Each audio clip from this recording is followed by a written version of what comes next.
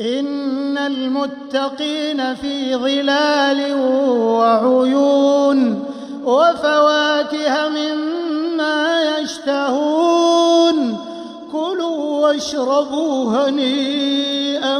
بما كنتم تعملون إنا كذلك نجزي المحسنين ويل يومئذ للمكذبين كلوا وتمتعوا قليلا إنكم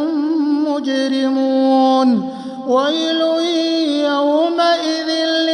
للمكذبين وإذا قيل لهم اركعوا لا يركعون ويل يومئذ للمكذبين فبأي حديث بعده يؤمنون.